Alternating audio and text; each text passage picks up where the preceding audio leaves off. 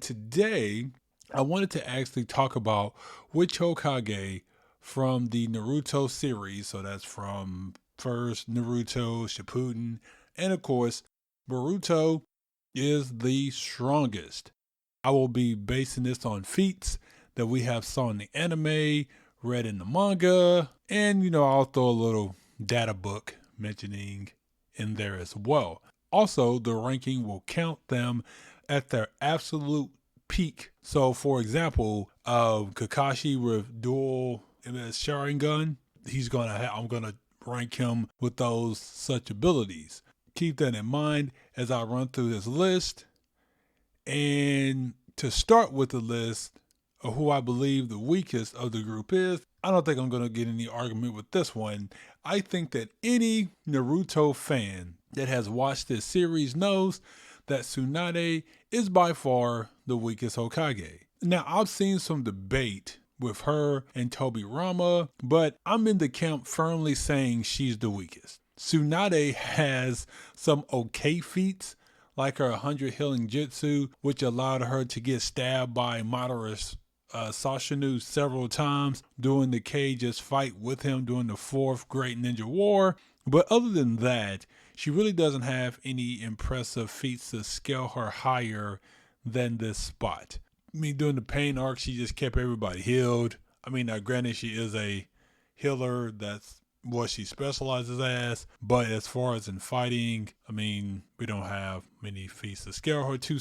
Let's go to number 6, and that would be Tobirama. So a lot of folks who watch Naruto either thinks that Tobirama is a god tier character or that he just flat out sucks and might be the weakest Hokage. So I agree personally myself that he isn't god tier level, but he isn't necessarily weak either. His feats are kind of hard to scale, also simply because outside of killing Madara's brother Izuna, he doesn't have much else. I mean, he did create a lot of jutsu, which is impressive, including forbidden ones that we've seen throughout the series, like the Reaper Death Seal and, the reanimation jutsu. But other people, have actually perfected them and are better at them than he is. So we'll give him credit for coming up with those, but that's really about the best we can do for him. He had some feats during the fourth Great Ninja War arc, doing and against Jubito, like teleporting his true secret orb and tagging him with a ton of paper bombs. But those things almost did nothing to Jubito, so I mean, I guess he gets credit for hitting the guy, I guess. I also know that a lot of people try to dunk on him for getting killed by the Ginkaku Force, the Ginkaku and Genkaku Force. But I mean, both Genkaku and Ginkaku aren't as weak as the fourth Ninja War made them to be when we saw them reanimated in the series. And there were another 18 S rank ninja that was with them at the time that Tobirama obviously went to go fight them and kill them. So I don't think this makes him, fodder the way a lot of folks like to make him seem. He's not the weakest. He sure as heck ain't the strongest. And I think he, belongs about here on the list. Let's go to number 5 on my list. So now that we've passed the first two, because I think we can firmly say those are probably the two weakest Hokage, now the list is about to get a little crazy. And I'm about to get a lot of Naruto fans and people mad because a lot of people think that Hiruzen is either the strongest Hokage of all time, including Naruto probably included in that, due to the data book referring to him as the strongest shinobi. Now, you can take that statement several different ways, but the way I understood it was to mean that he might be the physically strongest Hokage or shinobi. And just because you're the strongest, if that's the case, doesn't make you the best. And to me, that pretty much sums up Hiruzen. His younger self doesn't have any feats to go over since not even the data book gave us much about him when he was younger other than that statement. From what we got to see, he was able to push the Nine Tails out of the village when Obito came and summoned it into the village after taking it from Kushina. And of course, he fought Orochimaru in his prime when he was a really old man and held his own, which was a pretty good feat considering that at that time, Orochimaru was considered to be maybe the strongest person we had seen in the series outside of Itachi. For me, his best feat came after he was revived during the Fourth Great Ninja War when he shielded the Shinobi Alliance from the statue when it was about to blast them to Kingdom Come with that attack that it did during the war. He also had a way more impressive speed feat also during the Fourth Ninja War. Actually, a more impressive speed feat than Tobirama, who is known kind of for speed. Not anywhere close as Minato or nothing like that. Like, he ain't that fast. But even still, Hiruzen was able to actually get to Naruto and was able to save him from the Divine Tree before it absorbed all of his chakra when several other Hokage tried to get to Naruto and couldn't. So that's, again, a pretty impressive feat. But nevertheless, I can't put Hiruzen no higher than here. Let's get to number 4 on my list. And even with as strong as this guy is, and he also happens to be my favorite Hokage, and that's Minato. Ever since watching Naruto, I thought his character was underrated, even though he was referred to as somebody that Naruto could use as a benchmark for his strength throughout the series up until we were able to actually see him in action. Minato was so strong that during the Third Great Ninja War, all nations had a fleet on sight order for their shinobi if they saw or even heard that he was around, which should tell you all you need to know about just how strong Minato actually was. To further make my case why he's stronger than the previous 3 Hokage, and some of his feats that are absolutely nuts if we hadn't actually saw it or read it. Like, if you just heard about some of the stuff this guy do is simply nuts. Like, for example, when Obito showed up to steal the Nine Tails during when Kushina was giving birth to Naruto, he was able to teleport a giant Biju bomb from the Nine Tails, figure out Obito's jutsu, and then not only body him, he then took the Nine Tails out of his control. Then he was able to teleport the Nine Tails away so he could use the Reaper Death Seal to split the Nine Tails in half and sealed half of his chakra inside him, then the other half inside Naruto. That's just from him being alive. Oh, by the way, for anyone out there that thinks that Minato doesn't belong over Hiruzen, even Hiruzen himself doing that whole encounter with the Nine Tails being unleashed in the village and Obito was basically like, let's just try to hold the Nine Tails off until Minato gets here. If he could have stopped the Nine Tails, I'm sure he would have, but he thought that, nope, I got nothing for this thing, so hopefully Minato comes along to save us. Also, to backtrack a little bit to Hiruzen, during his fight with Orochimaru, when Orochimaru started reviving the past Hokage, the fact that he thought that he could handle Hashirama and Tobirama just fine, but was almost scared to death when he thought Minato was going to be revived, also tells me that he knew he had nothing for Minato.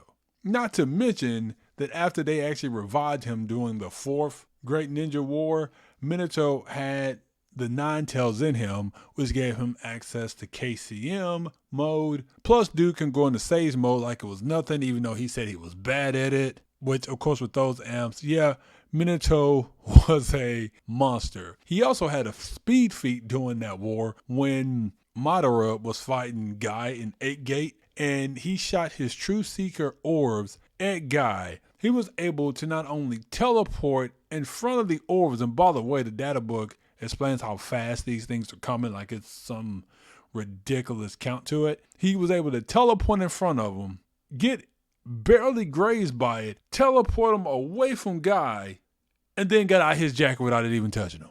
Look, man, I don't care what y'all talking about. I know there's some Minato haters out there, but the dude was sick. And yes, he belongs above those of the three Hokage, and he belongs right here on the list. Now, as crazy nuts as Minato is, and of course, as he's my favorite, I just talked about some of his feats.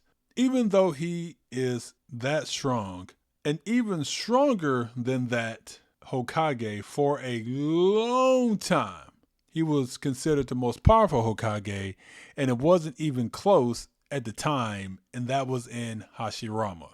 He was basically known as a god to the point that it was a feat to just survive a battle with him. Don't believe me? Go ask any Kakazu fan, because the reason why they think that Kakazu is stronger than someone like Pain, which is laughable and just completely not true. But one of the reasons why they bring this up is because of the fact that he actually fought the first Hokage and lived to tell about it. Now, outside of some of his crazy jutsu, like the giant wood golem statue, sage mode, and the 1,000-hand Buddha statue, his healing is what made him OP. Dude was able to heal himself without weaving a sign, so he could tank damage and keep on coming. He was able to fight Madara with the full majestic attire Sushinu for more than 24 hours, took the Nine Tails from Madara's control, and then was able to still battle him and actually kill him. We still don't know how he died. All we know is that he just died. On top of beating Madara when he was alive, when they were both revived during the 4th Great Ninja War, during their fight, he actually had Madara beat again before he was fully revived, before Madara got fully revived. Another feat that I thought was a little crazy was during that war, he was able to hold the 10 tails in place with the deity gates, which was another jutsu of his for anyone that isn't familiar with that, for what the deity gates are. Hashirama certainly, in my opinion, lived up to the hype of being a god like Shinobi, but there are 2 more Hokage that were actually more powerful than him in their peak, and number 2 on my list is Kakashi. So I know that this one will surprise people, because when most people think of Kakashi, they kind of think of a guy who was a mentor to Naruto and Sasuke and Sakura, who early on couldn't really use his Sharingan without getting put into the hospital and, dungeon folks. If you actually don't know what a dungeon is, go look it up. It's not a pleasant thing to do to anybody. But anyway, by the end of the 4th Great Ninja War arc, he was pretty stupid OP. Kakashi has a lot of feats that in my opinion would have him high on the list regardless, but certainly not number 2. However, during the war arc, once he got both dual Mangekyo Sharingans with that 6-path amp, dude at that point could be argued was the strongest person in the whole series not named Kaguya. He had Kamui access not only to phase through attacks, but to also use his ability to Kamui something to another dimension, which we saw him do when he did that to Kaguya when she was losing control temporarily anyway of the 10 Tails chakra. He had the perfect Sushinu. I'm probably butchering the pronouncing of that, but whatever. Y'all know what I'm talking about. Which could use all of the Kamui abilities. So you couldn't hit the guy. And he had a automatic ring out win with Kamui that could send you to another dimension. Now, the only cage that's on the list so far that could maybe do something about that would be Minato with the flying Raijin, since according to the data book, it's able to go through time and space. So Kamui wouldn't exactly work on Minato, unless maybe like Kamui his head off or something. But I mean, Minato's pretty fast. So I don't think that would actually work on Minato. But at the same token, Minato ain't going to be able to do nothing with the Sushinu. Plus, he might not even be able to hit him because he'll just Kamui and phase through it. Kakashi with this at his peak, which I consider this his peak, is Nuts. And deserves to be here on the list, but he ain't number one. And the Hokage that is at the top wanted to be Hokage since we were first introduced to the series, and it was named after him too. So clearly, from the jump, they wanted to let us know that he was going to be the strongest person in the series. Now, if you're a fan of Naruto, you already know about some of his crazy feats and abilities that he has. But at his peak and strongest, we saw him actually in Boruto when he had Baryon mode. And man, let me tell you, dude at that point could curve stomp everybody. Honestly, even before that, he was the strongest of the Hokages of everybody on this list. But when he unlocked Baryon mode, yeah, it wasn't even close at that point anymore. Now, this actually might seem pretty radical, what I'm about to say, but I think, in my opinion, that there's a case to be made that with Baryon mode, he could probably solo Kaguya. Yes, I know that that mode only had a limited amount of time he could use it, but I still think that a case could be made that dude could probably solo Kaguya with Baryon mode. That's how strong Naruto is in that mode.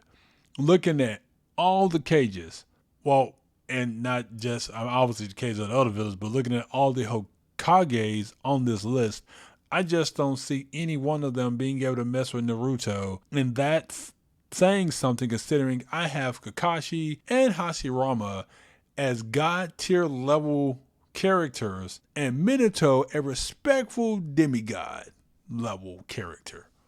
Maybe as the Boruto series goes on, we will get to see another Hokage that is just as, if not stronger than Naruto. But as of right now, the 7 Hokage is the strongest Hokage. And that's my list.